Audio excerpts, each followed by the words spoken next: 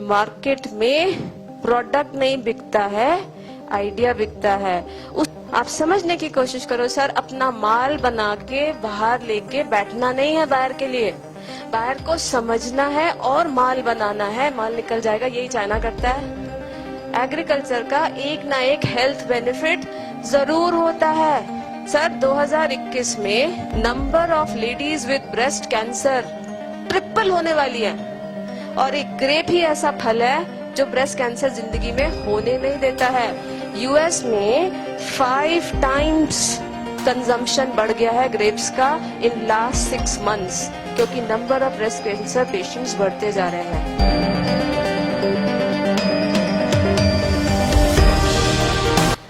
Sir मैं ना परेशान हो गई, जितना क्लास में सीखा था ना IIM अहमदाबाद में सब लगा दिया। WTO, FWTO और ड्यूटी और शूटी सब लगा दिया सर, कहीं से कुछ आइडिया ही नहीं आ रहा। पता है उसके बाद में घर वापस आई, टीवी खोला, कौन आ रहा था? बाबा रामदेव। और वो बोलता है बच्चों सेब खाते हो, ध्यान से सुनिएगा सर, मजाक नहीं है, सेब खाते हो। मुझे सेब के प्रोजेक्ट पे मैं काम करी, मेरे तो आंख नाक कान खड़े हो गए, ये क्या बोल रहे हैं? तो बच्चों ने कहा हाँ खाते हैं। कहते सुबह खाते हो कि शाम को खाते हो? मतलब ये आदमी पागल है, सुबह खाते हो शाम खाते हो मतलब? यार उस सेब की क्वालिटी होती है, तुम सुबह खाओ तो वजन घटता है, शाम को खाओ तो वजन बढ़ता है।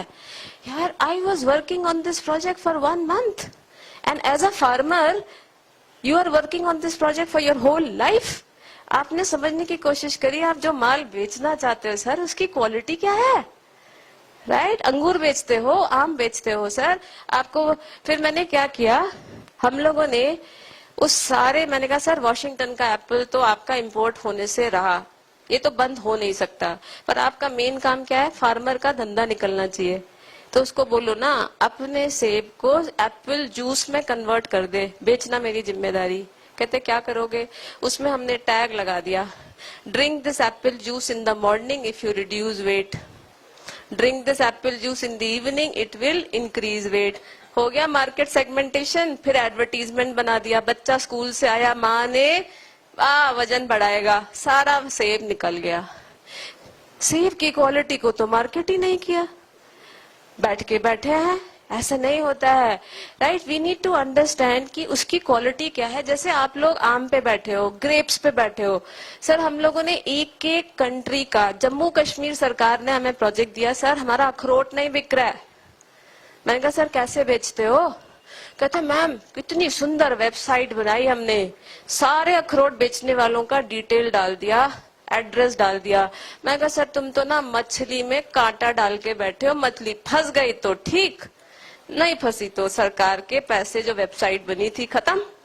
आपने अपनी तरफ से क्या किया? आप समझने की कोशिश करो सर, अपना माल बना के बाहर लेके बैठना नहीं है बाहर के लिए, बाहर को समझना है और माल बनाना है, माल निकल जाएगा। यही चाइना करता है, राइट? मैंने कहा सर अखरोट की क्वालिटी बताओ, अगर आप एक अखरोट रोज खाते हो तो जिंदगी में कैंसर नहीं होगा। हमने क्या किया, हमने दुनिया में देखना शुरू किया कि भाई कैंसर, सबसे ज्यादा कैंसर किस कंट्री में है। वी फाउंड पूरी Russia, Kyrgyzstan, heart diseases, cancer, Papua new Guinea. कहते मैम पापुआ न्यू गिनिया नाम सुना ही नहीं, गिनिया क्या होता है? सर एक बहुत बड़ी कंट्री है, जितना तेरे पास माल है उतना तो निकाल ही देंगे। तो जब पापुआ न्यू गिनिया में गए तो उन्होंने कहा यार मैडम ये तो शेल्फ लाइफ तो इतनी है नहीं, ऐसे कुछ नहीं करते, हम क्या करेंगे अखरोट का तेल निकालेंगे। फिर हम बिस्किट इंडस्ट्री के पास गए, भाई तू इस तेल को यूज करके बिस्किट बना दे। हमने क्या बेचा उस मार्केट में? अखरोट नहीं बेचा, कैंसर रिट्रीटिंग बिस्किट्स बेचा, सारा अखरोट निकल गया, राइट? सो एक वैल्यू एडेड प्रोडक्ट आ गया। उसकी पिचिंग कैसे करी? सर ये बिस्किट खाने से कैंसर कभी नहीं होगा। तो आपको आपके एग्रीकल्चर के साथ यही तो ब्यूटी है सर, एग्रीकल्चर का एक ना एक हेल्थ बेनिफिट जरूर होता है। कोई डायबिटीज क्योर करता है, जैसे ग्रेप्स के ऊपर हम स्टडी कर रहे थे सर, 2021 में number of ladies with breast cancer triple होने वाली है, और एक ग्रेप ही ऐसा फल है जो ब्रेस्ट कैंसर जिंदगी में होने नहीं देता है। यूएस में 5 टाइम्स कंजम्पशन बढ़ गया है ग्रेप्स का इन लास्ट 6 months, क्योंकि number of breast cancer patients बढ़ते जा रहे हैं. So we have to connect the quality of your agricultural product. वो किस तरीके से आप पिच करोगे, क्योंकि मार्केट में प्रोडक्ट नहीं बिकता है, आइडिया बिकता है. उसके गैप को समझना है यार. इस बंदे को किस चीज की जरूरत है, उसके हिसाब से अपनी पिच बनानी है. प्रोडक्ट तो वही रहता है, प्रोडक्ट तो वही है, लेकिन उसको समझो, वही प्रोडक्ट उसको लेके जाओ. सर तेरी जो सबसे बड़ी प्रॉब्लम है वही तो मैं सॉल्व करने आया हूँ, डबल प्राइस पे माल बिकेगा. सर है 2 चीजों की डिमांड आपके यहाँ से. एक पॉमीग्रेनेट. कल मेरी मीटिंग ऑस्ट्रेलियन हाई कमीशन में है, उनकी पूरी टीम ही हमसे इसलिए मिल रही है कि मैडम हमको कहीं से पॉमीग्रेनेट दिला दो ना, क्योंकि पॉमीग्रेनेट की अलग ही क्वालिटी है, क्योंकि वहां वो डिजीज इतनी आ रही है, तो पॉमीग्रेनेट उस डिजीज को पूरा करता है. उनकी क्लाइमेटिक कंडीशन पॉमीग्रेनेट बना नहीं सकती, इसलिए वो हमसे पॉमीग्रेनेट खरीदना चाहते हैं. तो बायर की कमी सच में नहीं है सर, बायर की कमी सच में नहीं है. प्रॉब्लम हमारे साथ है सर, हमें बेचना नहीं आता है, अपने कंज्यूमर को समझना नहीं आता है, उसकी दुखती रग पे हाथ रखना नहीं आता है. उसकी दुखती रग को समझो, अपना माल की पिच उस हिसाब से रखो. सर प्रोडक्ट तो वही रहता है, right. So I and my session. I hope आपको शायद आपके प्रोडक्ट से रिलेटेड अगर ऐसे कुछ आइडियाज आते हैं. सत्तू के बारे में जो स्टोरी थी कि जब सत्तू की क्वालिटी आप देखो, हाँ very good sir, thank you for reminding. कोई भी प्रोडक्ट की क्वालिटी उसको कब मार्केट में, एक तो होता है क्या चीज किस मार्केट में किस तरीके से बेची जाए, और दूसरी चीज होती है सर कि किस टाइम पे बेची जाए. जैसे सत्तू की क्वालिटी या बकवीट की क्वालिटी, सर बकवीट, हाँ सत्तू नहीं बकवीट. बकवीट की क्वालिटी क्या होती है सर, वो उसकी तासीर बहुत गर्म होती है, राइट. कोटू की उसकी तासीर बहुत गर्म होती है. सो अगर तासीर गर्म है तो किन कंट्री में चलेगा ये माल, CIS country. Sir CIS country कौन से हो गए, Russia, Turkmenistan, Uzbekistan, Tajikistan. Sir -50 degree temperature. उसके बाद हमने सोचा यार अगर हम कूटू को कूटू की तरह बेचेंगे तो ये तो हमारे गांव देहात का है, इसको अच्छा लगे या ना लगे. तो हमने क्या किया, हमने उसकी ईटिंग हैबिट को समझने की कोशिश करी और देखा यार ये तो 24 घंटे नूडल ही खाता रहता है. हमने क्या किया, हमने कूटू के आटे का नूडल बना दिया.